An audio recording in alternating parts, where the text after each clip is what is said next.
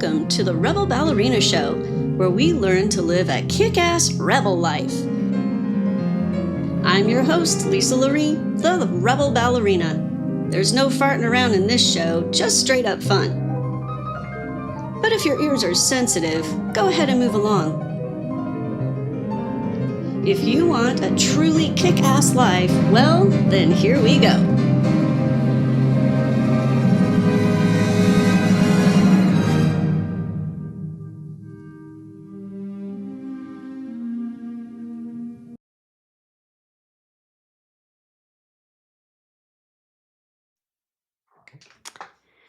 Hello. Welcome to the Rebel Ballerina, and I am your host, Lisa Lurie, the Rebel Ballerina. I like to rebel. So today I'm going to talk about names. I think Shakespeare's the one who said, "What's in a name?" Right? There's a lot that goes into a name. In the Jewish and Christian tradition, names really do mean something. The different prophets had different names and they all meant different things.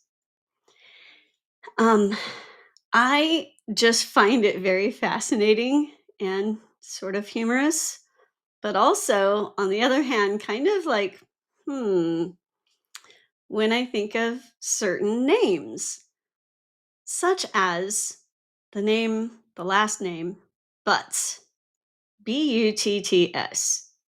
Hmm, how long is that gonna keep going on before someone, excuse me, changes that name? I mean, talk about being set up for absolute teasing for a really long time, right?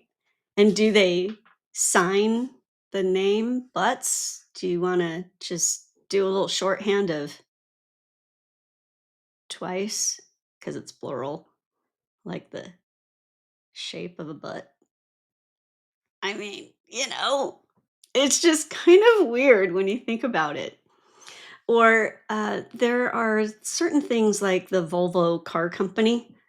I mean, I think the Latin terminology for the human body was around before Volvo was, but why name an entire car company something that sounds so very close to a woman's private parts?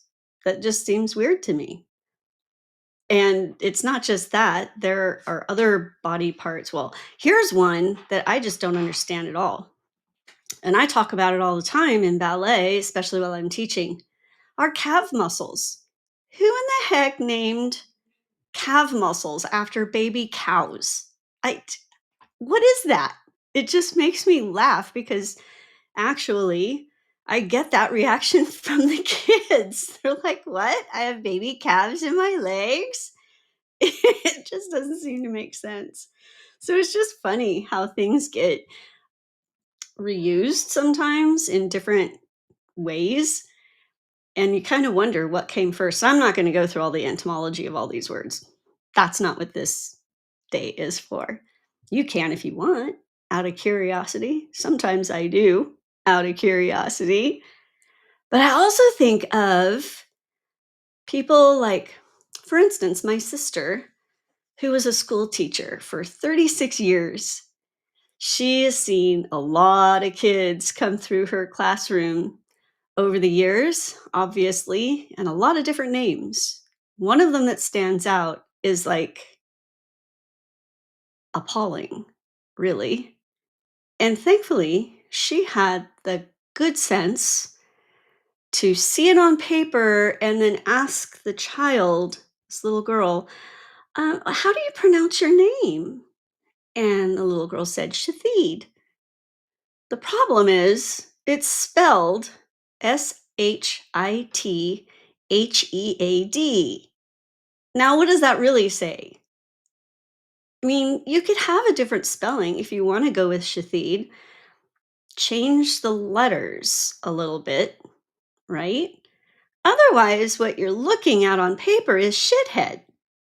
Now, who names their kid shithead? That to me is like, wait, what? because that's setting that child up for a lifetime of ridicule and also probably making a pretty bad self-identity, really, right? Because that's what I'm talking about here is the fawn response and childhood trauma that develops the fawn response. Well, if you want to talk about feeding the KLIE programming going on in someone's mind, starting with their name, that's a good one. Because that's a lifetime of being referred to as shithead and growing up feeling like, well, I'm just a shithead. What kind of life does that produce? Right? Because can you imagine the teasing, especially at some point that kid's going to learn to read? They're going to understand what that actually says, even though it's pronounced differently. How about going with two E's instead of, EA? I'm just saying. There are some weird things. At what point do we either change the name? I mean, I did. I didn't like my last name. It's not anything like what I was just talking about. It just was sometimes mispronounced. It's Signer, Siner, but a lot of times people would pronounce it Sinner. Why, I don't know, because that would mean two N's. But, uh, you know, I just got tired of it. I didn't really like it. Laree is actually my middle name. And I always wanted to use that as my stage name anyway. So I eventually went ahead and legally changed it. So it's a cool middle name. It was my mom's middle name. So it's even more meaningful, of course. But I do wonder, does anyone with those kinds of names ever think of changing it and saying, I'm tired of being ridiculed? Or is it something that you can actually embrace and make something of? Um, it just depends. There's a guy I recently found out about who his last name is Rear. And definitely, I'm certain he must have gotten so much taunting and teasing as a kid. It turns out he's gay, which that's neither here or there for me. But in the context of this, you could see the the interesting uh, phrases that would come from that. But he's embraced it, which I think is pretty darn cool. So in a sense, he rebelled in the taunting of it. He rebelled toward that, right? And he actually signs his name in the shape of a little butt, which I think is hilarious. Kudos, right? Major kudos if you have the wherewithal to take something like a name and instead of changing it, do something with it and and I don't know, making it, throwing it right back. There's another name that is just like, really? Okay, so there's a little girl somewhere out there named, uh, I think it's Gnoria. I mean, that kind of might sound okay, but it's really gonorrhea. Ooh, who does that? Who does that to their kid? And what's the nickname for that? Because it was referred to as the clap back in the day. I mean, that's kind of crazy. So I have a couple of questions about this. It makes me think, and I do think of some strange things sometimes because I'm a very curious person, and I wonder, what is a parent thinking when they name their kids something like that? Do they not understand that that's setting this child up for a lifetime of absolute horrendous teasing, especially as a kid? And let's face it, that's where this trauma pattern starts, is when we're kids. So, the guy that I was just talking about named Rear, he was an adult, when he started finally using that to his advantage. But as kids, we don't have the wherewithal to do that. We don't have the wherewithal to stand up for a name that you understand why you're being ridiculed. All you can do is I don't know, it just causes more and more grief, more and more of that trauma. So, where does that actually start though? Because especially like a family name, how long has that family name been going on and on and on and on? And it's the same question. When someone names a child a name that seems very inappropriate or just bad, um, what's going on in that parent's life? I mean, the first reaction that I have is probably most people's reactions. What the hell were they thinking? Were they on drugs or something? Why would you do that? But then the question begs, well, what was their life like to come up with something like that, to make that think that them think that that was okay?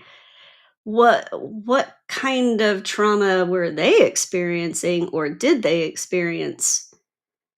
And then you have to take it to the next generation back. Well, what was that grandparent like? What those grandparents, where does this stop?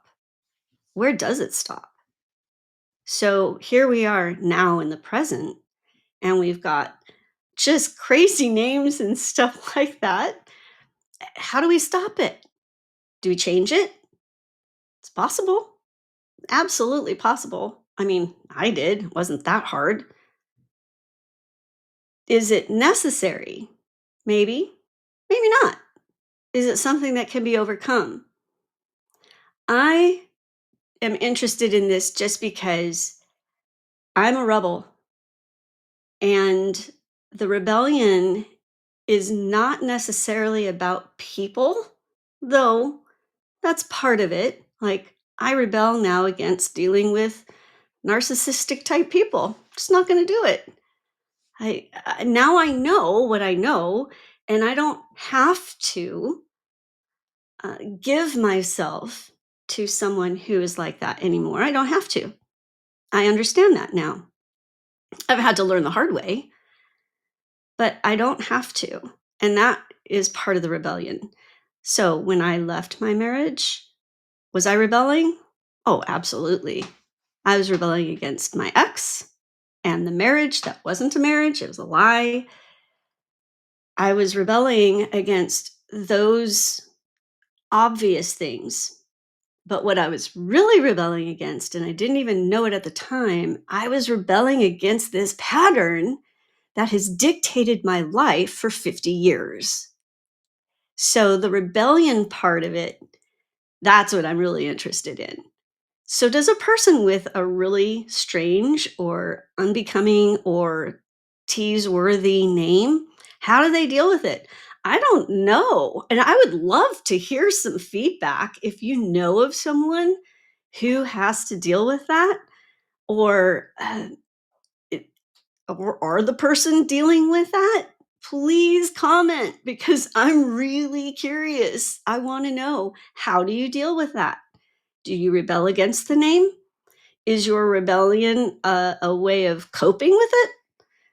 Or do you change it and that's the rebellion? I'm just curious. How do you manage that? So, I mean, I know of someone personally whose last name is Areola, and that also is another body part name. And I had to hear him say, "Yeah, yeah, I know." To not to me, but to other people, because it's like, I mean, it gets brought up, you know? Same thing with like butts. It why carry on a family name like Butts when you know that you are gonna be the butt of jokes? It just it's gonna happen automatically. Is there some point where someone says, "I'm not gonna carry this on any further," and changes the name, and then it's a new name from then on out? Is that how that rebellion happens and that chain gets broken? I mean, let's face it, there are so many things that you're gonna get teased about as kids. I don't think anybody escapes being teased in some way, shape, or form ever, because that's how kids are. They will find something, right? They will find something. I'm sure I was part and parcel to that. And I mean, I know I was, and teasing others, although it abruptly stopped once I was being just teased every single day to the point where I was crying at home every day after school, or at least every other day, depending on how things went, you know? So I know I was part of it too. All kids are. But why give extra fodder for that? By naming your child something that can really be used against them and cause a lot of distress and trauma, or a family name that, maybe someone ought to just change it, perhaps. Or maybe I'm being short sighted. I don't know. That's why I'm asking for your help, because I'm really curious as to how far this goes, what the impact is on different people. And you can have siblings in the same family. One could embrace it, the other one just be so embarrassed by it. Maybe they change their name. I don't know. It's all about your own perception for sure. But it does beg the question, where does it end? Does it need to end? Can you rebel? And in that rebellion, become the person that you really want to be? The person you really want to be, does it need to have that same name, or do you change that name? I don't know. I'm just throwing out questions, but I'd love to hear your response, because it's kind of interesting, and you do kind of have to wonder. I know that I'm not alone in hearing a name and going, "What?" Who in their right mind named their kid that? Right? Because it's just like, why would you do that? And we know, I mean, back in the 60s, I was born in the 60s, I'm most likely a love child, because back in the 60s, there were some kind of funny names, and that's because there were parents that were, they were drugged up, and they came up with some really interesting names. So you kind of wonder if that's still what's going on, or or is there something else? Is there something else? Uh, I don't know. It's just really interesting. I'd love to interview some of these folks. Speaking of, you know what? Contact me, please. Um, please respond if you yourself are a person that has had to deal with an odd name or a tease-worthy name, something that just automatically, I'm not saying it's worth teasing as in it should be teased. I'm saying that that's what naturally would come. Please respond, because maybe I'll interview you. I'd love to interview. I'd love to get your feedback and find out how that has affected your life. That would be super awesome to understand, because I don't know personally. I mean, the names that I was called weren't my name. It was Bones, Skeleton, Zipper. What was the other one? Stick. Well, I mean, in all honesty, I was the essence of a stick figure. I really, when I look back at my pictures, I'm like, how? How? I was like a poster child for starving kids in some other country. I don't know. Weird.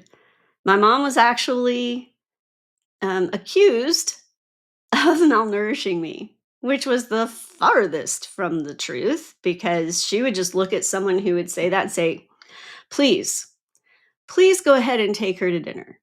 And you tell me how malnourished she is." Because at that time in my life, when I was 13 and I weighed 68 pounds, I would eat a whole large pizza by myself or huge amounts of food. If it wasn't a pizza, it would be like just huge amounts of food. If it was something I really liked, that is. If it was something I didn't like, I wouldn't eat it all because it made sense after I found out about autism because then I was like, oh, that really makes a lot of sense. And all I could say is my poor mom, because back in the day, we did not know when I was growing up, we knew nothing of high functioning autism. There was nothing known about that. There was just fully autistic, where it's nonverbal, and the behaviors that ensue from that. That wasn't me. I was very verbal, apparently. My mom's nickname for me was Jabberwacky. That doesn't sound autistic by the matrix of a very fully autistic person. So, therefore, all I can say is my poor mom, because she had to figure out how to deal with me without any of that kind of knowledge nor help that we do have today, and that I was able to use for my own kids while they were growing up. And as a matter of fact, you really wouldn't even know that they're autistic or were on the spectrum now that they're adults. We wouldn't know it. Anyway, I am just concerned about people being able to overcome or break through or rebel against whatever it is that is causing them to not live the life that they should be, being stuck in a pattern that is dictating a very further trauma filled life. Because that's the thing. This trauma response pattern keeps perpetuating the trauma. As kids, it worked. It worked to keep us safe. It worked to keep the status quo and keep the peace so that we could survive another day. But as adults, it's not working. It's not working at all. Well, it's working, but now it's working against us. So it doesn't work, but not in the right way. And it's causing further trauma that could be stopped if we only knew. That's the thing. I didn't know. I had no idea this was what was going on, and that's how I was compelled to end up with my ex or my ex-boyfriend. I didn't have any idea, but now I do. So now I'm like, "Oh, holy cow. Everybody needs to know this," which is why I'm here talking. Because, well, A, I guess because I'm a Jabberwacky, but also because I want as many people to know this stuff as possible so that they too can start living a life of joy and living their dreams and being fulfilled with who they are and who they are supposed to be instead of it being trapped inside this trauma response pattern when you don't have to be. Again, if you know of anyone with one of those kind of names or you yourself has that kind of name, I would love to interview you because I want to know what that experience was like, good or bad, or in the middle. It doesn't matter. I'm just so curious. I just am a curious person, but I'm really curious. I want to hear what you have to say about that. That is going to do it for today. Oh, please do check out my ebook. It's called From Almost Ending It All to Becoming the Fun Hot Bitch Mom. It's a pretty simple read, but it's got a lot of good information in it. And I just really hope you'll check it out. And again, comment below, give me your feedback. I'd love to talk with you. Have a fantastic day.